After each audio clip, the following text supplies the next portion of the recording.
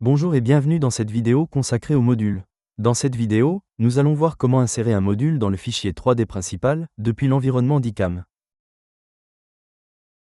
Vous pouvez insérer un module en appelant la fonction « Insérer un module » présente sous le menu « Éditer » Module Insertion.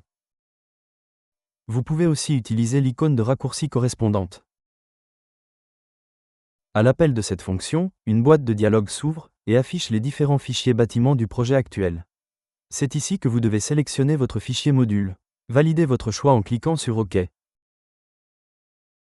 Vous retrouvez les mêmes paramètres d'insertion que ceux proposés depuis l'environnement d'IMUR Conception. Depuis l'environnement d'ICAM, vous devez définir l'étage dans lequel vous souhaitez insérer le module.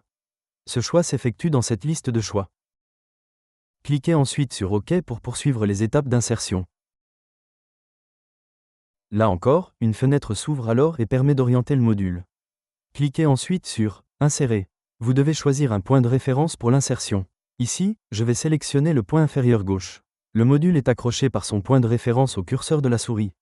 Il ne vous reste plus qu'à positionner le point de référence à l'endroit souhaité, en vous aidant des modules insérés au rez-de-chaussée.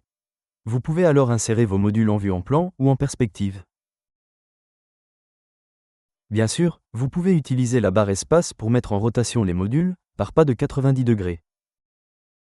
Ainsi, vous pouvez positionner les modules identiques qui n'ont pas la même orientation. Vous devez ensuite répéter cette opération autant de fois que vous avez de modules différents dans le bâtiment. Merci d'avoir visionné cette vidéo en espérant qu'elle vous a été utile.